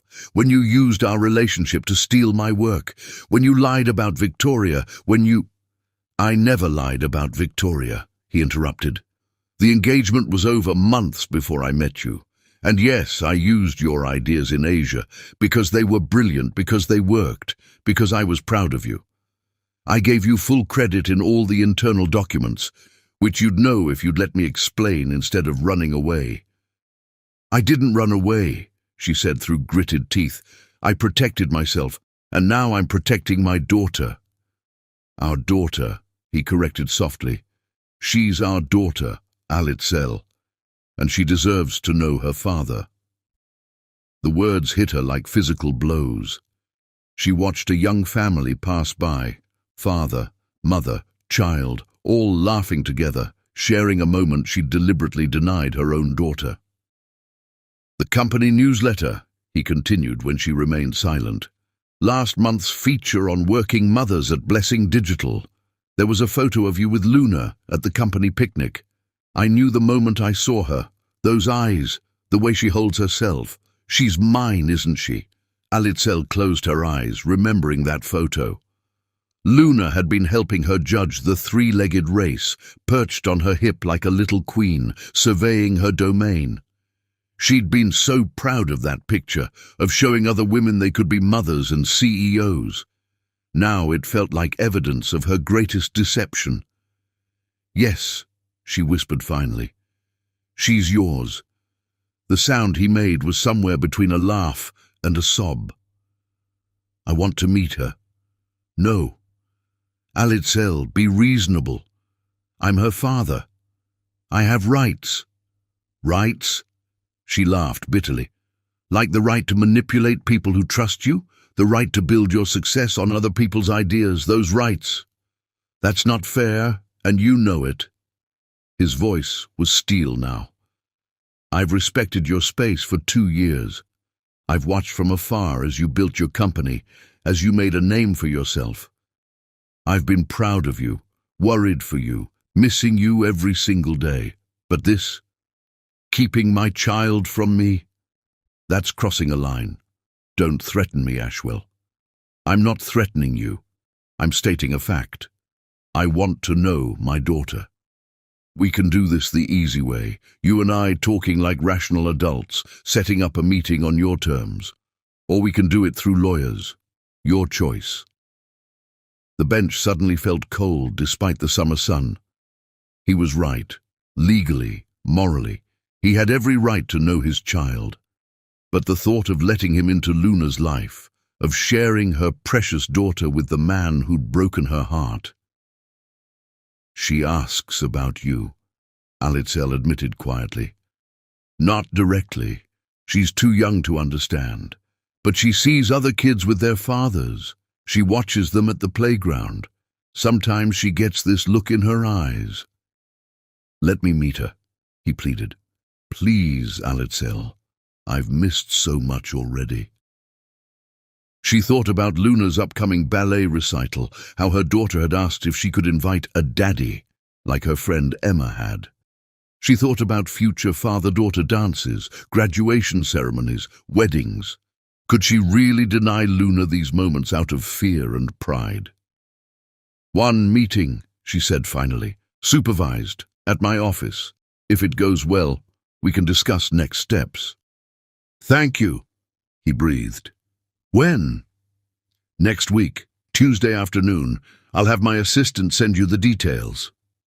"Alitzel?" His voice stopped her before she could hang up. "I never stopped loving you, either of you, even before I knew about her." She ended the call without responding, her vision blurring with unshed tears. Across the pond, the swan boats continued their gentle circuits, families laughing together in the summer sun. Soon, her own carefully constructed world would shift on its axis as Luna met her father for the first time. Her phone buzzed again, a photo this time. She opened it with trembling fingers to find a picture of herself and Luna from last weekend, playing in this very garden. They were building a sand castle together, Luna's face scrunched in concentration exactly like her father's when he tackled a complex problem. Another message followed. "She's perfect, Alitzel. Just like her mother." She should have been angry at the surveillance, the invasion of privacy. Instead, she found herself studying the photo, seeing them as Ashwell must have seen them, mother and daughter, so alike and yet Luna carrying so much of him in her small frame. That evening, as she tucked Luna into bed, her daughter asked her usual question. "Mama, tell me about the moon I was born under." It was their nightly ritual, this story of Luna's birth. Usually, Alitzel kept it simple, a beautiful full moon, a perfect night, a precious gift. But tonight, looking into her daughter's storm-grey eyes, she found herself adding to the tale. "The moon that night," she said softly, "was just like another moon years ago when your mama danced in the rain and learned what love feels like. It was watching over us both, me Luna, making sure you would have your father's eyes to see the world with such wonder." "Like the moon watches the swan boats?" Luna asked sleepily. "Yes, mi amor. Just like that." As her daughter drifted off to sleep, Alitzel wondered if she was doing the right thing. Tuesday would change everything. For Luna, for herself, for the careful life she'd built away from Ashwell Prince and all the complications he brought with him. But looking at Luna's peaceful face, seeing Ashwell's features softened in sleep, she knew she couldn't keep them apart forever. Some bonds transcended broken trust and stolen ideas. Some loves, like that between a father and daughter, deserved a chance to bloom, even if they grew from the soil of past mistakes. She just hoped her heart could survive watching Ashwell fall in love with their daughter, knowing she still loved him despite everything. Chapter 9. Truth Unraveled. The Boston Children's Hospital Charity Gala transformed the historic stateroom into a wonderland of crystal and candlelight. 60 stories above the city, floor-to-ceiling windows offered breathtaking views of the harbor, but Alitzel's attention was fixed on something far more precious. Luna, dressed in a tiny powder-blue party dress, played with other children in the supervised activity area, her dark curls bouncing as she built elaborate block structures. Alitzel hadn't planned on attending, but as Boston's fastest-growing digital consultancy, Blessing Digital couldn't afford to miss such a prestigious networking event. She certainly hadn't expected Ashwell to be there, though his presence was inevitable now that Sterling Industries' Boston office was opening. Their supervised meeting the previous Tuesday had shaken her more than she cared to admit. Watching Ashwell with Luna, seeing their identical expressions of concentration, hearing their matching laughs, had awakened feelings she'd thought safely buried. Now she watched him work the room with his usual grace, though his eyes kept drifting to the children's area where Luna played. He'd respected their agreement about public interactions, maintaining a professional distance that somehow hurt more than confrontation would have. He's always been good with children. The voice behind her turned her blood to ice. Victoria Blackwood stood there in designer elegance, champagne glass in hand, wearing the same sharp smile from 2 years ago. But now there was something else in her expression, a desperation poorly masked by bravado. "What are you doing here?" Alitzel fought to keep her voice steady. "Supporting children's health care, of course." Victoria's smile widened, though it didn't reach her eyes. "Though I must admit, seeing your daughter was an unexpected bonus. She looks just like her father, doesn't she? Those distinctive Prince family eyes." The implied threat made Alitzel's maternal instincts flare. "Stay away from my daughter." "Or what?" Victoria sipped her champagne with affected casualness. "You'll keep her from her father? Oh, wait. You've already done that, tell me. Does she ask about him? Does she wonder why other children have daddies and she doesn't?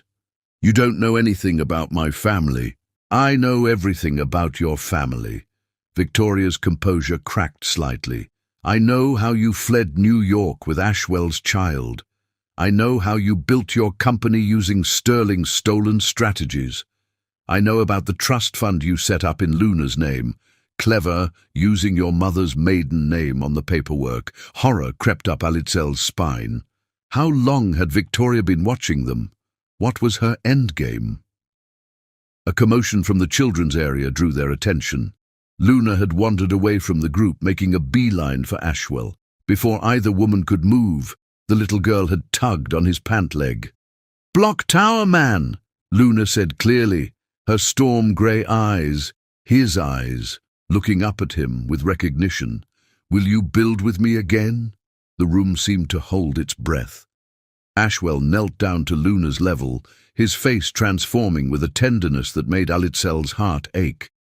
"Hello, Luna," he said gently. "I'd love to build with you." Victoria's laugh was brittle. "How touching, but it won't last. You see, I've already sent the board a detailed report about your creative approach to building your company. Using Sterling's proprietary information, poaching clients. The fact that you kept Ashwell's child from him just adds a personal touch to the professional misconduct." "That's a lie." Alitzel's voice shook with fury. "I built my company from scratch, without using any Sterling information. Truth is relative, dear, especially when backed by carefully crafted evidence." Victoria pulled a USB drive from her clutch. "Everything's here. The manipulated documents, the false timestamps, the fabricated emails. I spent 2 years building this case, making sure it would destroy both your reputation and your relationship with Ashwell completely. Why? Why go to such lengths?" "Because you ruined everything." Victoria's mask shattered completely. Ashwell and I had an understanding. The engagement was a business arrangement, merging old money with new innovation. Then you came along with your genuine passion and your brilliant ideas, making him believe in love again. You made him want more than a convenient merger of assets. Victoria. Ashwell's voice cut through the tension like steel. He stood behind them, Luna perched on his hip as if she belonged there. His expression was thunderous. I think it's time you showed Alitzel what's really on that drive. What? Alitzel looked between them, confusion warring with hope. Show her, Ashwell commanded. Show her the original documents, the ones proving you doctored those implementation plans. Show her the board minutes revealing how you orchestrated this whole scheme. Show her the blackmail attempts you made, threatening to destroy her reputation if I didn't agree to remarry you. Victoria's hand trembled as she held out the drive. It doesn't matter anymore. He was already too far gone, too in love with you to see reason. Everything's here. Proof of my manipulation, my lies, my desperate attempts to hold on to what I thought I deserved. All this time. Alitzel's voice broke as realization dawned. The stolen ideas, the harassment claims, were all fabricated, Ashwell finished. I tried to tell you that night at the gala and after, but you were gone before I could explain. Then when I found out about Luna. His voice caught as he looked at their daughter, still contentedly playing with his tie. I'd already lost you. I couldn't bear to lose her too. You sent her the implementation documents, Victoria admitted bitterly. Full credit for every strategy, every innovation. I intercepted them, changed them, made it look like he'd stolen your work. It was perfect. Playing on your fears about being used, about not earning your position. I just never expected you to leave New York entirely. Luna chose that moment to reach for Alitzel, transferring easily from Ashwell's arms to her mother's. The simple action, their daughter bridging the space between them, felt heavy with symbolism. I would never have stolen your ideas, Ashwell said softly. I was in awe of your mind, your creativity, every late-night discussion, every shared strategy session. They weren't about taking your work, they were about watching you shine. Victoria laughed bitterly. And now you have everything. The perfect little family, the successful company, the fairy tale ending, while I'm left with nothing but evidence of my own desperation. She turned to leave, but Ashwell's voice stopped her. Victoria, the board will hear about this, all of it. I know, she said quietly, but I've already lost everything that mattered. What's a career compared to that? As Victoria disappeared into the crowd, Luna looked between her parents with innocent curiosity. Mama, why are you crying? Alitzel touched her cheek, finding it wet. Because sometimes truth can be more beautiful than dreams, me Luna. And sometimes, Ashwell added, moving closer to wrap an arm around them both, what we think we've lost is just waiting to be found again. Looking up into his eyes, the same eyes she saw every day in their daughter's face, Alitzel felt walls crumbling, truth replacing lies, love healing old wounds. We have so much to talk about, she whispered. We have time, he replied, pressing a kiss to Luna's dark curls. All the time in the world. Luna snuggled between them, content in the circle of their arms, unaware that her simple act of recognizing her father had brought down the last barriers between them. Above the city, the moon emerged from behind clouds, blessing this new beginning with its silver light. Sometimes truth doesn't shatter our world, but rebuilds it, stronger and more beautiful than before. And sometimes love, like their precocious daughter, simply refuses to be bound by the walls we build to protect our hearts. Chapter 10. Healing Hearts. She has your eyes. Alitzel's whispered words broke the reverent silence as she and Ashwell watched Luna sleeping in her princess-themed bedroom. It had been 3 weeks since the charity gala revelation. 3 weeks of careful steps toward healing, of learning to be a family. They stood in the doorway of Alitzel's Boston townhouse, watching their daughter's peaceful slumber. Luna clutched her beloved stuffed elephant, now joined by an entire menagerie of plush animals from her father, while the full moon cast silver light through her window. "But she has your spirit," Ashwell replied softly, his hand finding Alitzel's in the darkness. "That same fire that made you throw a stapler at me the day we met." She laughed quietly, letting herself lean against him slightly.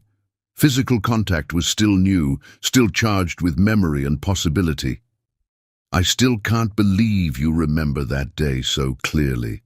How could I forget?" His thumb traced circles on her palm, sending shivers up her arm. "The most beautiful woman I'd ever seen. Half-dressed in my conference room, defending herself with office supplies.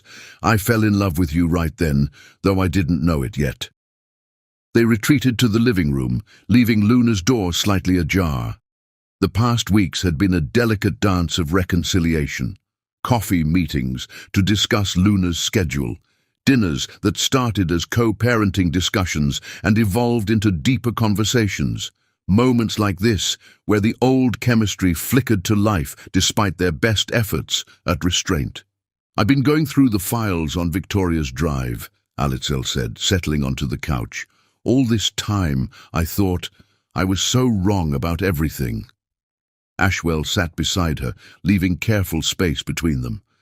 "We both made mistakes. I should have seen what Victoria was planning, should have fought harder to explain when you left. Would I have listened?" She turned to face him, drawing her legs up under her.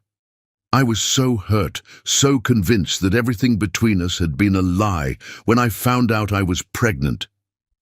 Why didn't you tell me?" The pain in his voice made her heart ache.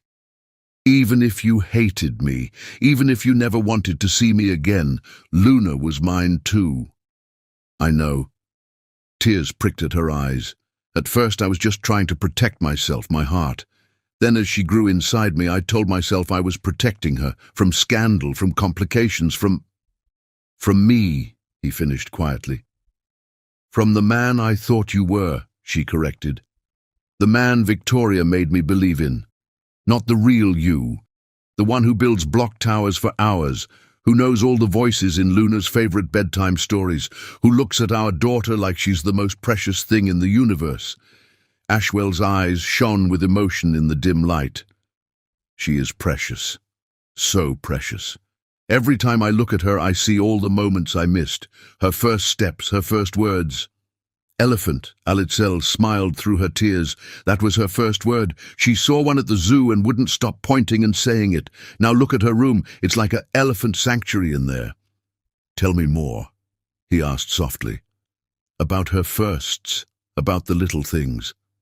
I want to know everything." So she did. She told him about Luna's first smile, how she'd been colicky for weeks until they discovered she liked the sound of rain. She described the first time Luna walked, tottering across this very living room into her grandmother's arms.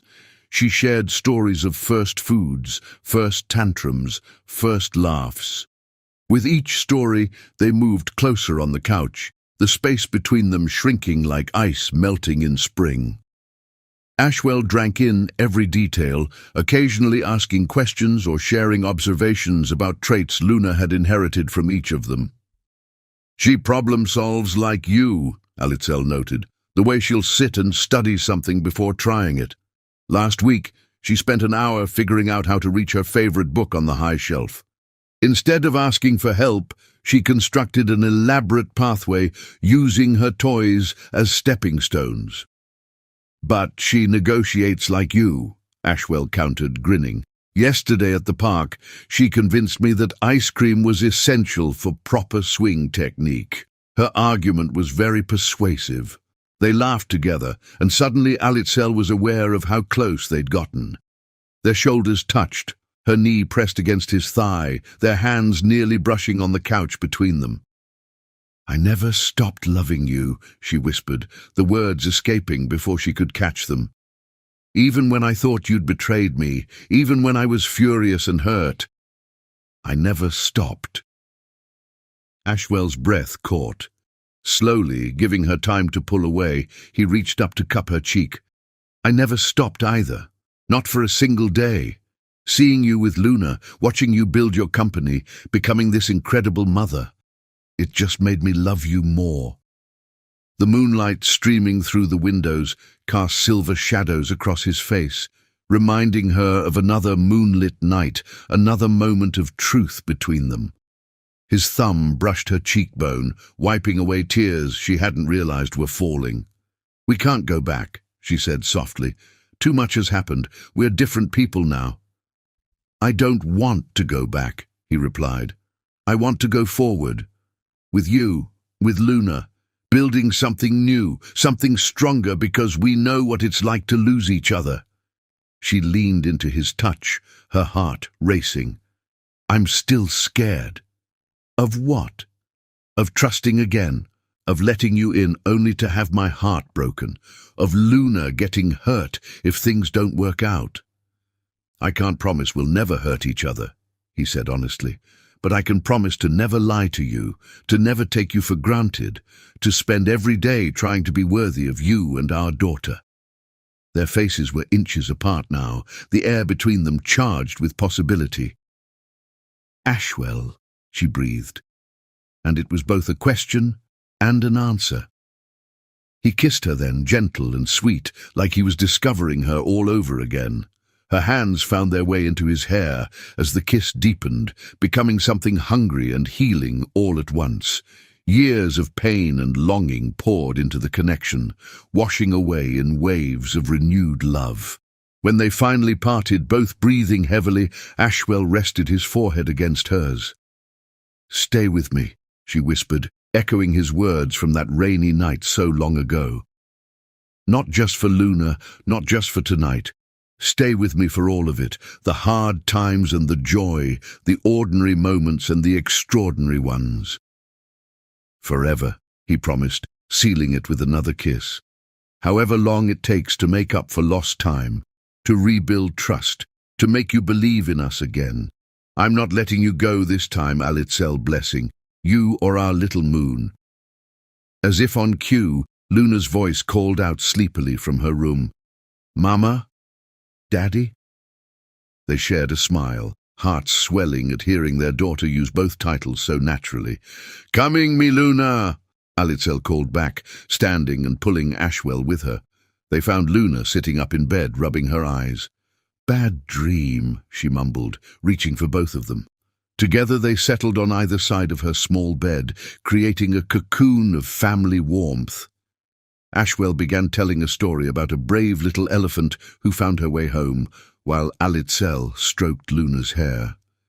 Their free hands met over their daughter's head, fingers intertwining naturally. Looking at them in the moonlight, Ashwell's gentle expression as he wove the tale, Luna's sleepy smile as she cuddled between them. Alitzel felt the last pieces of her heart click into place. This was what healing looked like, not an absence of scars, but a beauty that grew from them, stronger and more precious for having been broken and reformed. I love you, she mouthed to Ashwell over Luna's now sleeping form. I love you both, he mouthed back, his eyes shining with tears and joy and promises of forever. Outside, the moon watched over them, as it had on so many important nights in their story, but this time it saw not two hearts dancing around each other, but three hearts beating in perfect harmony, a family healing, a love story finding its way home. Chapter 11. New Beginnings. The Boston Public Garden had never looked more enchanting. September had painted the trees in shades of gold and crimson, and thousands of tiny lights twinkled in their branches like earthbound stars. White chairs lined a flower-strewn aisle, and an elegant arch draped with roses and ivy marked the spot where Alitzel Blessing would become Alitzel Prince. In a tent set up near the swan boats, Alitzel stood before a full-length mirror, her mother making final adjustments to her gown. The ivory-laced dress was a masterpiece of simplicity and elegance, hugging her curves before flowing into a gentle train. Her dark hair was swept up, dotted with tiny pearl pins that caught the light. like dewdrops. "Mama, you look like a princess!" Luna burst into the tent, her own flower girl dress swishing around her legs. At 3 years old, she was the perfect combination of both her parents, Ashwell's thoughtful eyes and Alitzel's bright smile. "Careful with the flowers, me Luna," Alitzel laughed as her daughter twirled, rose petals flying from her basket. The past 6 months since their reconciliation had been like a dream. Ashwell moving to Boston permanently, their families blending seamlessly, and a proposal that had brought them full circle.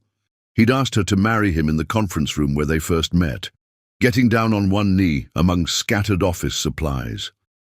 "Since you threw your heart at me along with that stapler," he'd said, "it seems only right to make it official here."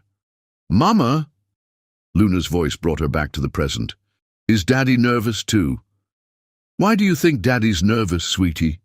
"He keeps practicing his words. I heard him in the mirror this morning. 'I promise to love you forever and ever and ever.'" Luna mimicked her father's serious tone perfectly. Alitzel's heart melted. They'd written their own vows, keeping them secret from each other. She touched the folded paper tucked into her bouquet, words she'd rewritten a dozen times trying to capture the magnitude of their journey.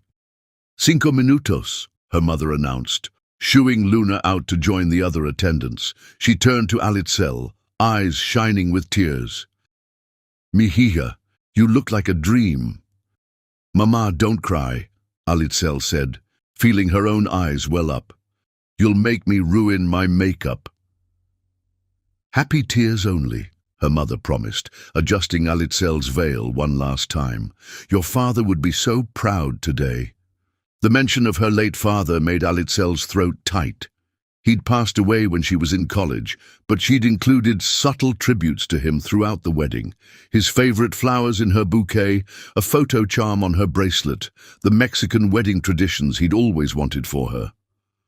Music began playing outside, the string quartet starting the processional. Alitzel took a deep breath, checking her reflection one final time. The woman in the mirror looked radiant, glowing with happiness and love. Her mother slipped out to take her seat, and Alitzel had a moment alone. She touched the small bump just beginning to show beneath her dress. Their secret, not yet shared with anyone. Another little blessing, due in spring. The wedding coordinator appeared at the tent entrance. "Ready?" Alitzel nodded, gathering her bouquet. As she stepped out into the autumn sunshine, the assembled guests rose. But she saw only Ashwell standing beneath the arch, looking at her like she was the sun and stars combined. Luna led the procession, spreading rose petals with careful concentration. When she reached the front, she broke protocol to hug Ashwell's legs before taking her place, making the guests laugh softly. Each step down the aisle felt like walking through their story, past the spot where they'd danced in the rain, near the bench where they'd shared secrets and dreams, under trees that had witnessed their love growing despite every obstacle. When she reached him, Ashwell's eyes were suspiciously bright.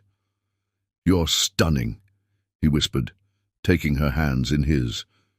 The officiant began the ceremony, but Alitzel barely heard the words. She was lost in Ashwell's eyes, in the warmth of his hands holding hers, in the perfect rightness of this moment.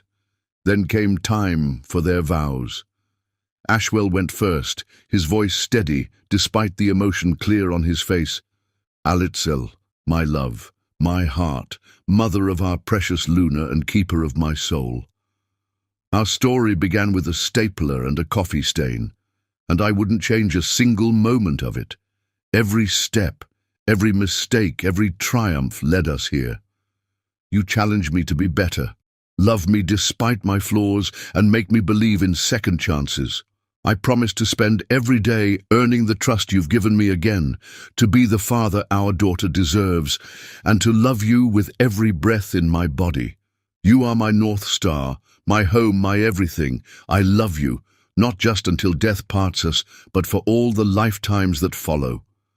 Tears flowed freely down Alitzel's cheeks as she unfolded her own vows. "Ashwell, my unexpected love, my partner, my heart's home."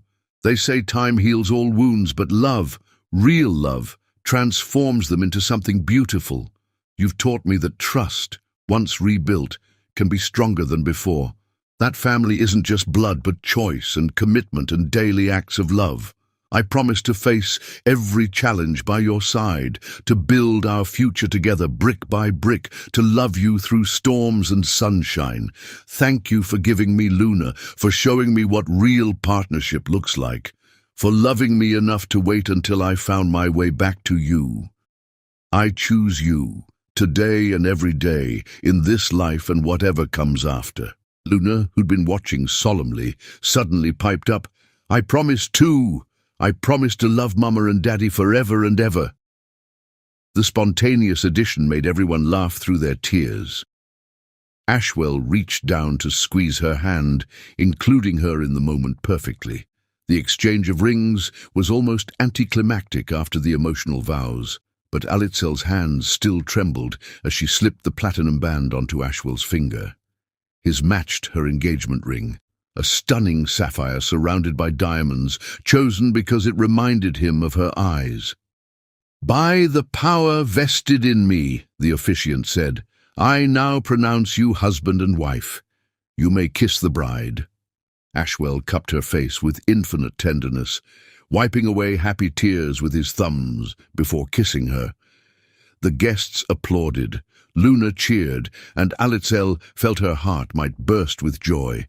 The reception was a blur of dancing, toasting, and celebration. Luna insisted on giving an impromptu speech, telling everyone how her daddy built the best block towers and her mama told the best bedtime stories, and now they could all live together forever and ever. As the sun set, casting golden light across the garden, Ashwell led Alitzel to a quiet spot near the water. Mrs. Prince, he murmured, pulling her close. How does it feel? Perfect, she sighed, resting her head on his chest. Though I have something to tell you. Oh, she took his hand, placing it on her slight bump.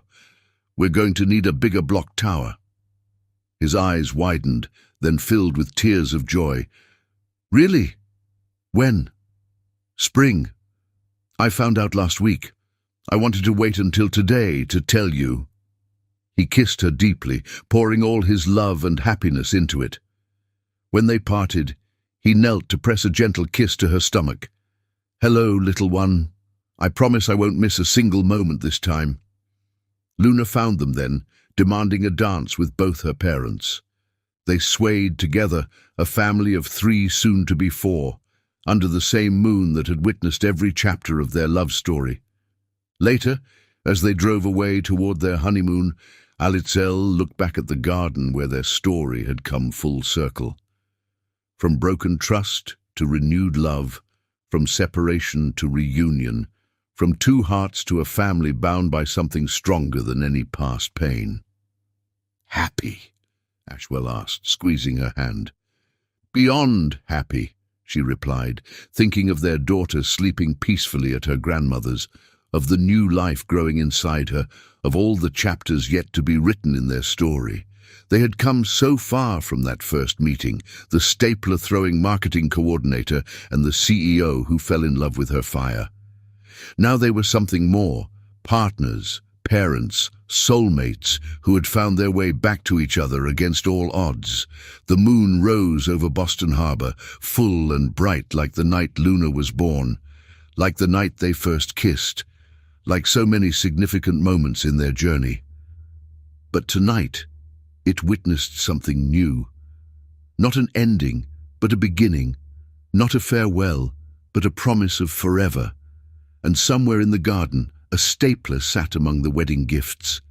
Ashwell's idea of a joke and a tribute to where it all began. Chapter 12. Forever After.